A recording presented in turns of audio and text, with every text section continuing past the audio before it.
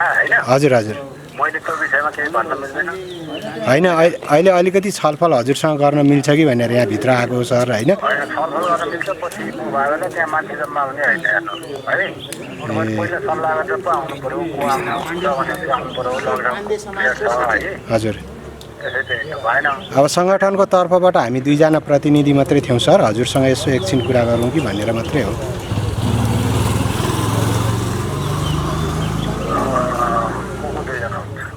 म एकजना वरिष्ठ उपाध्यक्ष भइहाल्ने सर होइन अनि मेरो भाइ भक्तपुर जिल्लाको इन्चार्ज छ सर हामी दुईजना छौँ होइन ज्ञानेन्द्र साईको भन्दा नि अब अहिले समग्र रूपमा यो लकडाउनमा मजदुरको स्थिति र होइन उहाँले गरेको काम अब उहाँले सरकारी के कुराहरू तोड्नुभयो अब उहाँलाई छुटाउने भन्ने मूल उद्देश्य चाहिँ होइन होइन मजदुर भोकै नमर्नको लागि अरू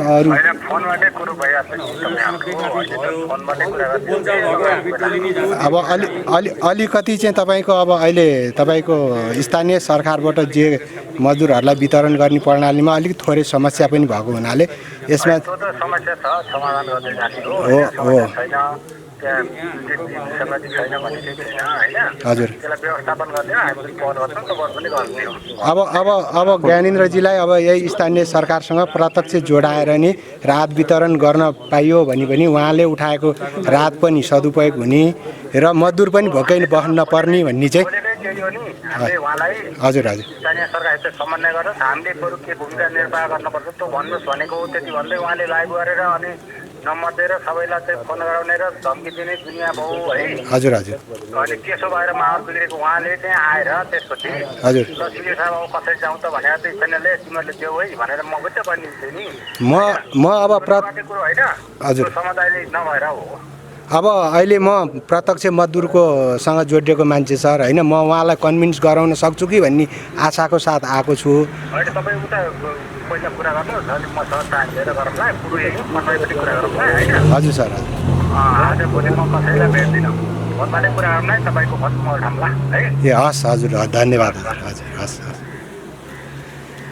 सिडिओ साहबले के भन्नुभयो दाइ हजुरलाई सिडिओ साहबले उहाँले चाहिँ लकडाउनको विषय लिएर कानुन तोडेको हजुर होइन प्रत्यक्ष रूपमा चाहिँ उहाँले के अरे स्थानीय तहसँग सहकार्य नगरेर राहत वितरण गरेको विषयमा उहाँ पक्राउ गर्नु भएको छ र उहाँ नियमित रूपमा हामीसँग सम्पर्कमा रहनुहुन्छ र बाँकी विषयमा छलफल गर्ने कुरा भन्नुभयो होइन यो अलिकति तपाईँको चित्तबुद्ध भएन राज्य प्रणालीद्वारा जुन एकद्वार प्रणालीद्वारा वितरण गरिरहेको राहत होइन पर्याप्त मात्रामा मजदुरलाई पनि पुगिरहेको छैन र धेरै मजदुरहरू छुटिरहेको अवस्थामा जुनसुकै जहाँबाट आस्था राख्ने भयो भने नि एउटा मजदुरको र विपन्न वर्गको लागि चाहिँ प्रत्यक्ष रूपमा चाहिँ बाँच्न पाउने अधिकार सुनिश्चित हुने गरेर ज्ञानेन्द्रजीहरूको टिमले जुन राहत वितरण गरिरहेको थियो यो चाहिँ सरकारले चाहिँ अधिनायकमाद लादेर उहाँलाई जुन जेल हालिरहेछ यो बिल्कुल गलत छ यसले चाहिँ तपाईँको सरकारको चाहिँ अधिनायकवादित्वलाई झल्काउँछ यसले लोकतान्त्रिक शासनको चाहिँ तपाईँको प्रत्यक्ष रूपमा चाहिँ हनन भएको छ र नेपालको संविधानको विरुद्ध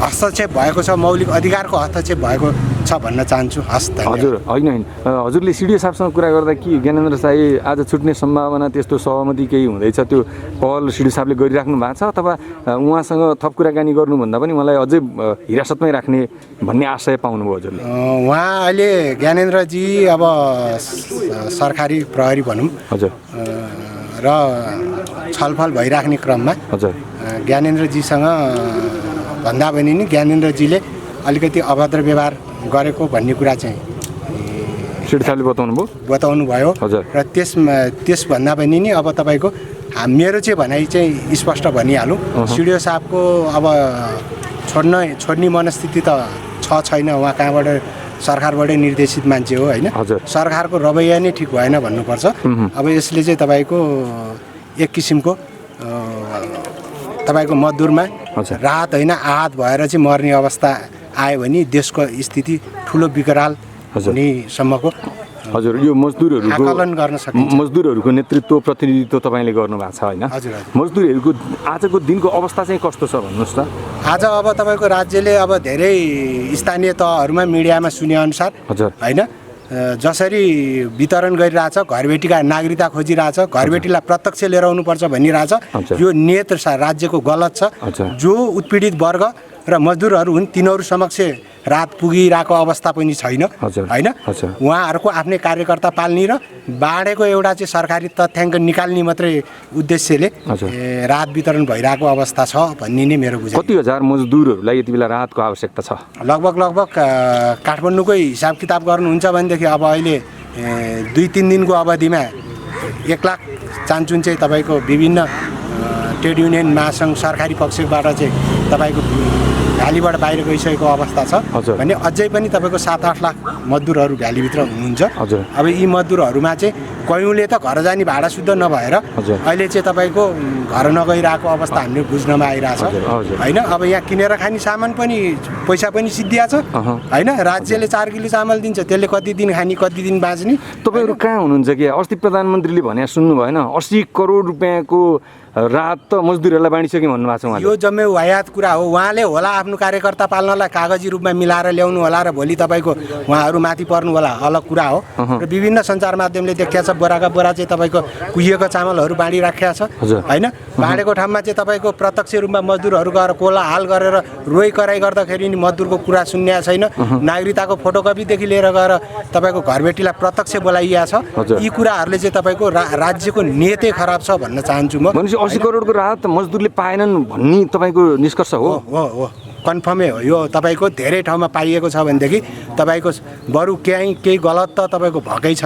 कार्यकर्ताले सिफारिस गरेको र उहाँहरूको स्वयंसेवकले सिफारिस गरेको मान्छेले मात्रै पाएछ। जुन सरकारले जुनलाई भनेर तोकेको छ त्यो व्यक्तिहरूसम्म चाहिँ तपाईँको राहत पुगिसकेको अवस्था छैन। एकद्वार प्रणालीबाट राज्यले सम्पूर्ण संयन्त्र प्रयोग गरेर वितरण गरेको राहत मजदुर कहाँ पुगेन भन्ने कुरा आम नागरिकले कसरी पत्याउने?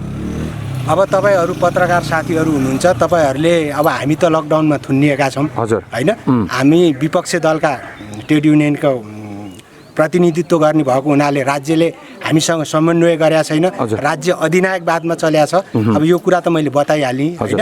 अब यसमा चाहिँ तपाईँको जुन हामीसँग सङ्गठित साथीहरूले फोन गर्नुहुन्छ वार्ता हुन्छ र हामीसँग कुराकानीको क्रममा चाहिँ उहाँहरूसँग तपाईँको धेरै मजदुरहरू भ्यालीभित्र मात्रै छुटेको अवस्था छ। अब यसमा चाहिँ तपाईँहरू मार्फतबाट विशेष रूपमा यो कुरा सरकार समक्ष पुगोस् भन्न चाहन्छु। अहिले हजुर यो जिल्ला प्रशासन कार्यालय ललितपुरमा आउनु भएको किन? सिडिओ साहबलाई भेटेर मजदुरहरूलाई राहत दिनु पर्यो भन्न आउनु भयो कि ज्ञानेन्द्र साईलाई छुटाउनु पर्यो, ज्ञानेन्द्र साईसँग भएका राहतहरू चाहिँ मजदुरलाई दिनु पर्यो भन्न आउनु भयो? मेरो मूल उद्देश्य अब जुन ज्ञानेन्द्र साईले जुनसुकै लक्ष्य लिएर जुनसुकै उद्देश्यका साथ उहाँको भिजन भयो भने नि हामीलाई त्योसँग सरोकार भएन। यो लकडाउनको सम्बन्धमा मजदुरहरू कोठाभित्र थुनिरहेको अवस्थामा उहाँलाई चाहिँ राहत पाओस् भन्ने चाहिँ मेरो लक्ष्य थियो, हाम्रो सङ्गठनको लक्ष्य थियो। जुन त्यसलाई चाहिँ ज्ञानेन्द्र साईको टिमले सहयोग गरिरहेको अवस्था थियो होइन। उहाँ छुट्नु नछुट्नु उहाँलाई समातेको त्योसँग हामीलाई सरोकार भएन। हामीलाई चाहिँ मजदुरको पेट खाली नबसोस् भन्ने कुरामा सरोकार थियो र उहाँले बाँडिरहेको अवस्थामा हामी त्यो उहाँप्रति आभार व्यक्त गर्न पनि चाहन्थ्यौँ। र हामी त थुनिरहेको अवस्था त्यो राज्यको एकद्वार प्रणालीमै हामीलाई हुलेको भयो भने नि हामीसँग भएका साथीहरूलाई हामी जोडाउँथ्यौँ होइन। सरकारले त्यो अवस्था पनि वातावरण पनि तयार गर्न सकेन र सरकारको आफ्नै किसिमको रवैयाको कारण आजको देशको स्थिति यो भइरहेको भन्ने मेरो बुझाइ हो। हजुर, लकडाउनको क्रममा तपाईँ घरमै भए पनि तपाईँ मजदुरको नेतृत्व गर्ने भएको कारणले गर्दा मजदुरहरूले त विभिन्न माध्यमबाट टेलिफोनबाटै पनि त समस्याहरू त दर्शाइराखेका हुन्छन्। हजुर। कुन सेक्टरमा काम गर्ने मजदुरहरू चाहिँ बढी चपेटामा पाउनुभयो?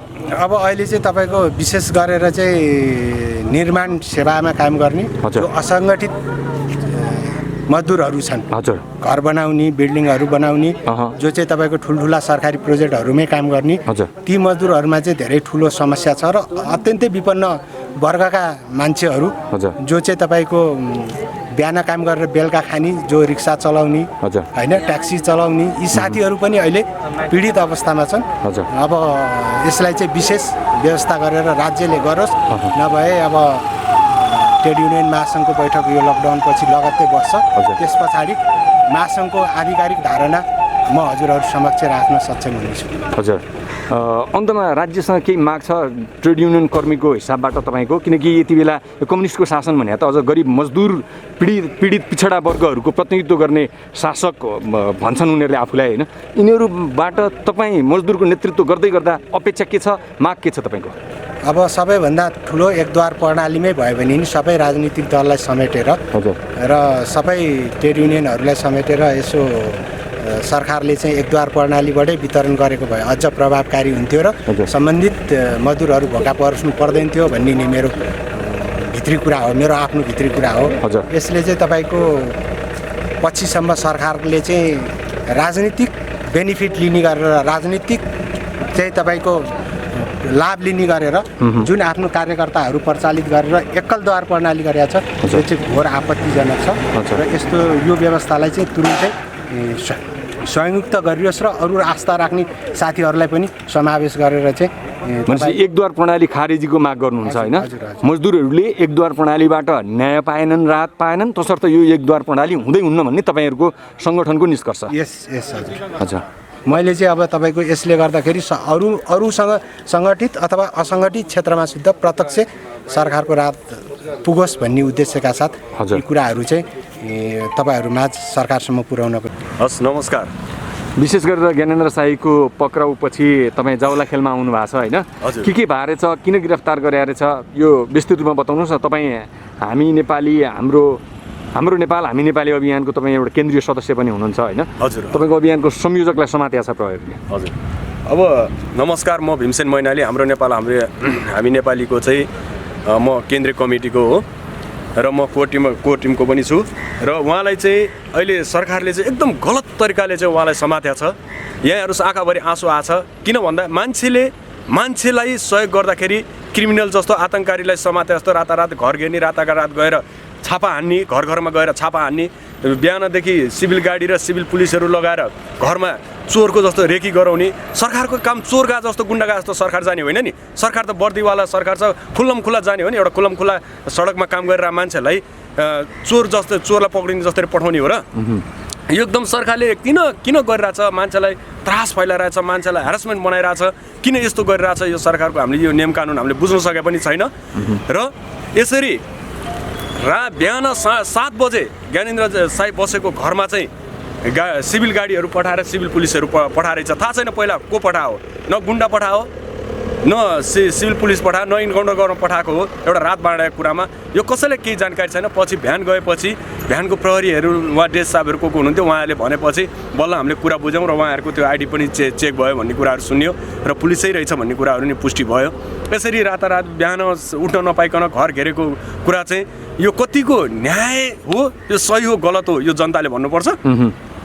जनता सबै बुझ्ने छन्, सबैले बुझेर अब हामीलाई चाहिँ प्रष्ट हिसाबले हामीलाई भनिदिनुपर्छ यो गलत होइन। ज्ञानेन्द्र शाहीको गिरफ्तारीको विषयमा तपाईँहरूको अभियानको आधिकारिक धारणा अहिलेसम्म आएको छैन होइन? हजुर। तपाईँहरू आन्तरिक छलफलमा हुनुहुन्छ होला लकडाउनको कारणले गर्दा। तपाईँहरूको अब व्यक्तिगत भनाइ चाहिँ राखिदिनुहोस्, तपाईँले के हो यो? मेरो व्यक्तिगत भनाइ के छ भने, अनि राति शक्तिदाले ज्ञानेन्द्र शाहीले नभेटेपछि उहाँको घरमा बस्ने शक्ति शाही ठकुरी हुनुहुन्छ, उहाँलाई समातेर ल्यायो। यो देशमा एउटा कानुन हेर्नुहोस्, कसैले मेरो एउटा पैसा खाछ भनेदेखि मसँग उसको 10 लाख 20 लाखको चेक पनि छ र त्यो श्रीमान भागिरहेछ भने श्रीमतीलाई पक्रेर लिएर आउने कानुन छैन यो देशमा। घरमा कसै बाउलाई समाउने कानुन छैन, आमालाई समाउने कानुन छैन। छोराले गल्ती गर्यो भने एउटा ज्ञानेन्द्र शाहीले गल्ती गरे पनि छैन, ज्ञानेन्द्र शाही नभेटेपछि घरबेटीलाई समाउने कानुन चाहिँ रहेछ नि यहाँ। यो कस्तो खालको कानुन हो यो मेरो पर्सनल धारणा हो, यो सरकारसँग मेरो रिक्वेस्ट हो यो। र यसरी राति 9:30 बजे ज्ञानेन्द्र शाहीलाई चाहिँ ज्ञानेन्द्र शाही आफै मैले केही अपराध गरेको छैन, म आफै सरेन्डर भएर आउँछु भनेर आफै आउनु भएको छ उहाँ। आज आएपछि उहाँलाई 7 दिनको म्याद थप्यो। र किन थप्यो भन्दाखेरि चाहिँ जबरजस्ती चन्दा असुलिरहे फुक्क यस्ता लाचारी सरकारहरू जबरजस्ती चन्दा असुली कहाँ असुलिया छ? कोसँग जबरजस्तीमा प्रमाण चाहियो नि, त्यसै जबरजस्ती हुन्छ? उहाँले हाम्रो टिमसँग हाम्रो मेम्बरसँग उहाँले मागे हो चन्दा मागेन। कसैलाई सहयोग गर्न सक्नुहुन्छ भने सहयोग गरिदिनुहोस् है, हामी गरिब जनतालाई खुवाउँदैछौँ भोकै नमारौँ भनेर। जसले गरिबलाई पाल्छ, जसले गरिबको आँसु पुस्दिन्छ, आज त्यसैलाई लाद हान्ने, त्यसैलाई कारबाही गर्ने, देश लुट्नेलाई कारबाही गर्नु पर्दैन। त्यसमा यो जबरजस्ती चन्दा असुली भन्ने झुटो मुद्दा हो, यो एकदम सरासरी झुटो हो। कसैले जबरजस्ती कोसँग मागेको छ चन्दा? सो इच्छाले दिनेले दिएकोलाई जबरजस्ती भन्छ र तपाईँले मलाई दिनुभयो यसलाई जबरजस्ती भन्न मिल्छ कोही जनताले आएर खुसीले दियो मैले खान पाएन मलाई आएर कसैले दियो यसलाई जबरजस्ती भन्ने यो नेपाल कुन देशको कानुनमा छ एउटा मान्छेलाई खुवाउन पाउँदैन रासन दिन पाउँदैन लिन पाउँदैन चोर्न पाउँदैन जुन देशमा नि नियम छ तर दिन नपाउने नियम कुन देशमा छ र आज यो देशमा रहेछ गरिब जनतालाई चाहिँ खान नपाउने देश लुट्नलाई पाउने भ्रष्टाचार र घुसिया चाहिँ आनन्दले चिल्ला गाडीमा घुम्न पाउने तर गरिब जनतालाई खान दिँदाखेरि चाहिँ थुनिनु पर्ने देश भने यो हो यो देश कस्तो देशमा हामी हुर्केका छौँ म यो सम्पूर्ण जनताहरूलाई चाहिँ भन्न चाहन्छु अब ज्ञानेन्द्र साईलाई रिहा गराउनका लागि तपाईँहरूको अभियानले के गर्छ कसरी अगाडि बढ्नुहुन्छ अब हाम्रो अभियानले चाहिँ अब हामी एउटा कोटीमा हामी मिटिङ बस्छौँ हामी केन्द्रीय कमिटी मिटिङ बस्छौँ र आजसम्म हामीले सरल तरिकाले हामी गरिब जनताको सेवक हो हामी सेवा गर्छौँ भनेर हामी सेवकको हिस्सामा लागिरहेको थियौँ र कसैले गलत गर्छ भने त्यसको आलोचना पनि गरिरहेको थियौँ हामीले तर हामीले मुखले मात्र गरिरहेको थियौँ अब हामी व्यवहारले गर्छौँ हरेकलाई मुद्दा हाल्छौँ अब हामी कसैलाई पनि छोड्दैनौँ अब हामी जस्तो अहिले आज हामीलाई आएर एक्सन लिएको छ त्यसै गरी नै आज भ्रष्टाचारमा मुसेका अभियोग लागेका ज्यानमारा सबलाई मुद्दा हालेर यो देशमा अब एउटा छुट्टै कानुन बनाउने वातावरण पनि हामी मिलाउँछौँ किन भन्दाखेरि हुनु पऱ्यो नि भ्रष्टाचारलाई कारबाही गर्ने कानुन छ कि छैन हाम्रो देशमा संविधानमा छ कि छैन यदि छ भने सबैलाई यहाँ उहाँले एउटा गर्दाखेरि राम्रो काम गर्दाखेरि जबरजस्ती चन्दा असुल्या भनेर थुन्न सक्नेले फोनमा यत्रो टेप रेकर्ड सुनेको छैन यिनीहरूले 70 करोड डिमान्ड गरेर सुनेको छैन त्यसलाई आज समाउन सक्ने यिनीहरूको हुबी छ त्यति खुबी छ यिनीहरूको एउटा पावरमा बसेकोलाई र एउटासँग हाटौटा गर्ने पावर छ भने त्यसलाई केही पनि नगर्ने एउटा सोझो साझा जनता छ उसले गरिबको सेवा गरेको छ भने त्यसलाई जे पनि गर्ने सडाउन खोज्ने त्यस्तालाई ल्याएर थुन्ने यो कहाँ छ जायज हो सर यो होइन अब तपाईँको सङ्गठनले तपाईँको अभियानले ज्ञानेन्द्र साईलाई छुटाउनको लागि सर्वोच्च अदालतमा बन्दी प्रत्यक्षीकरणको रिट लिएर जान्छ कि जाँदैन कानुनी प्रक्रिया के हुन्छ कानुन व्यवसायीहरू राखिसक्नुभयो कि राखिसक्नु भएको छैन यो त लिगल प्रोसेस भयो नि त अब राज्यले हामीले कानुन व्यवसायमा हाम्रो दुई प्रवक्ताहरू हुनुहुन्छ उहाँसँग कुरा गरिसकेको छ उहाँहरूले अब प्रत्यक्ष बन्दी प्रचलनको चाहिँ मुद्दा हामी गर्छौँ हामी सर्वोच्चमा जान्छौँ र सर्वोच्चमा गएर उहाँलाई चाहिँ अहिले 7 दिनको म्याद थपेर लिएर आएको छ र सिडिओ साहबसँग हामी कुरा पनि गर्छौँ कसरी चाहिँ प्रमाण पुग्यो उहाँलाई यो चन्दा असुलीको र उहाँलाई कसले आदेश दियो यदि गृह मन्त्रीले भन्ने कुरा हामीले सुनेको छ माथिबाट लकडाउन भएको बेला ज्ञानेन्द्रले कसरी चन्दा उठाएछन् चन्दा उठाएकै छैन नि सर कहाँबाट कसो उठाउने चन्दा कोहीसँग चन्दा उठाएकै छैन नि उयो हामी नजिकै भेट्ने मान्छेले 2-5 हजार दिएको 20-25 हजार दिएको भरमा चाहिँ अब हामीले त्यो गरिबलाई चाहिँ रासन किनेर खुवाइरा हो किनभने सरकारले खुवाउनु पर्ने बेला हो अहिले यो सरकारले खुवाउन सक्यो भने अब खुवाउन सकेन छैन कतिवटा वडामा गाविसहरूमा त पैसा बजेटै दिएको छैन अहिले जनताले यत्रो पैसा दिइसक्यो यो अहिले कोरोना भाइरसको उसलाई चाहिँ सहयोग भनेर यत्रो पैसा दिइसक्यो हजुर पैसा दिएपछि अब त्यो पैसा पनि अहिले मोबिलाइज भएको छैन फ्रिज गरेर राखेको छ चामल दिन्छ कुया चामल दिन्छ धरधरती रोको छ आज मान्छे हिँडेर गएको छ एउटा गाडी पठाइदिएको छैन मान्छे रोएर बाटामा घर नपुग्दै बाटामा मरिरहेछ यस्तोको हेरविचार छैन कसले राम्रो काम गर्छ यस्तोको पछि लाएर यसको पछाडि सिआइडी र खुबियाहरू लगाएर चाहिँ उसलाई कारबाही गर्न चाहिँ लागिरहेछ सरकार यस्तो सरकारले के काम गर्छ यो देशमा अब हामी यो सबैलाई चाहिँ आजको 7 दिन म्याद थापेको छ 7 दिनमा छुटेन भने हामी जनसङ्घ र आन्दोलनको चाहिँ हामी घोषणा पनि गर्छौँ र ठुलो देशमा चाहिँ ठुलो विद्रोह हुन्छ र यो विद्रोहको चाहिँ क्षति सरकारले बिहोर्नुपर्छ अब हामी सडकमा आउँछौँ र यदि यो 7 दिनपछि उहाँलाई छोड्ने कुरा भएन भने हामी कोरोनाको यो लकडाउनलाई आजसम्म हामीले सरकारको नियम मानेका छौँ उहाँलाई लकडाउन लागेन एउटा गरिब जनतालाई रासन बाँडिरहेको मान्छेलाई चाहिँ बिहानदेखि लिएर रातारात घेरेर लिएर आउनु भएको छ लकडाउनको मतलब उहाँलाई छैन भने अब हामी मर्छौँ कोरोना भाइरस लागोस् हामी मर्न पनि तयार छौँ तर उहाँलाई यदि 7 दिनभित्र अब केही दिनमा उहाँलाई चाहिँ रिहाई भएन छुटेन भने हामी चाहिँ सडकमा आउन तयारी छौँ भनेपछि तपाईँको अभियानले सडक सङ्घर्ष गर्छ लकडाउन तोड्छ लकडाउन मान्दैन राज्यलाई सहयोग गर्दैन होइन र राहत वितरणको काम चाहिँ के गर्छ अब राहत वितरण काम चाहिँ अहिले हामी अब तत्काल अहिले चाहिँ हामी अब कतिको फोन आउँछ खाना पाएन भनेर दिन सकेका छैन र हामी पनि खान सकेका छैन अहिले हेर्नुहोस्। हजुर। एउटा गरिबले एकजना कसैले फोन गर्ने बित्तिकै मेरो घरमा चामल छैन भाइ दाइ भन्दाखेरि आज हामीले बिहानको बेलुकाको छाक खाना हामीले सकेका छैन। किन भन्दा एकजना मान्छे भोकै छ फोन आयो भनेपछि आफू कसरी खाने भनेर हामीले पनि खान सकेका छैन। अब यो रातको पनि कार्यक्रम चाहिँ अब हामी एउटा मिटिङ बसेर अनि मिटिङले के गर्ने भन्नुहुन्छ सबैजना सरहरूले हामी त्यही नै गर्छौँ। बाँड्ने भने नि बाँड्ने नै हो। किन भन्दा गरिबलाई त मार्नु भएन। हजुर। गरिब मार्ने अधिकार यो राज्यलाई छैन। यो राज्यले चाहिँ सोच्दाखेरि पनि हुन्छ। राज्यले त 80 करोडको चामल बाँडिसक्यो गरिबलाई। कहाँ बाँड्यो सर, कहाँ बाँड्यो? कुहिया चामल र 1.5 पिसा नुन बाँडेर 80 करोड पुग्छ? खै प्रधानमन्त्रीले त्यही भन्नुभयो। प्रधानमन्त्रीले त आफ्नो कार्यकर्तालाई पैसा दिनुभयो होला, उहाँले बाँड्नु भयो होला, उहाँको सिस्टमबाट पैसा बाहिर गयो होला, तर आफ्नो सीमित कार्यकर्ताहरू आफ्नो भोटिसँग भएका नेमहरूलाई चाहिँ उहाँले पैसा दिनुभयो होला, तर गरिब जनतालाई दिएको छैन। अहिले यति पीडित छ जनताहरू, यति पीडित छ अहिले। नागरिकताले घरबेटीको सिफारिसले आज जाऊ नागरिकता देऊ, नाम टिपाऊ, भोलि जाऊ नागरिकतालाई फोटोकपी लिएर जाऊ, पर्सि जाऊ घरबेटीको नाम र नागरिकता फोटोकपी लिएर पर्सि गयो घरबेटी नै बोलाएर लिएर। आज मेरो घरमा चामल छैन, म माग्न गइरहेको छु वडामा, मलाई 4 दिनपछि 5 दिनपछि मैले 4 किलो 5 किलो चामल पाउँछु, त्यही पनि कुहिया चामल पाउँछु। मैले 4 दिन म के खाएर बाँच्ने? यो 4 दिनको टाइममा त ज्ञानेन्द्र साईले खुवाएको छ नि वडाले नदेसम्म त। भनेपछि यस्तो बेलामा उसलाई समातेर थुन्नुहुन्छ। ज्ञानेन्द्र साईले सडक गली गली घुमेर बाँडे जस्तो यिनीहरूले बाँडेर देखाओस् न। आफू गर्न पनि नसक्ने, अर्काले गरे हेर्न पनि नसक्ने। म पनि ठिक छैन, अरूले गरे पनि ठिक छैन भन्ने मान्छे यिनीहरू नै हो। मैले जाने नि छैन, तैँले गरे पनि भएन भन्ने राम्रो काम गर्ने मान्छेलाई चाहिँ यिनीहरूले हात बाँधेर आज यस्तो उ गरेछ। भगवान् हुनुहुन्छ। यो श्री सूर्य नारायण त्यसै उदाएको छैनन्। आज परेको पानी र गुड र मुतका नाली सुकाउनलाई श्री सूर्य उदाएर आएनन्। श्री सूर्य नारायणले यहाँ कसले सही र गलत गरेछ प्रत्यक्ष हेर्नु भएको छ। यसको सही र गलत केही दिनभित्र प्रत्यक्ष थाहा हुन्छ। ज्ञानेन्द्र साईले राम्रो काम गरेको हो भने राज्यले किन हिरासतमा हाल्यो? राज्य किन एउटा व्यक्तिको पछाडि लाग्यो लकडाउनको बिचमा?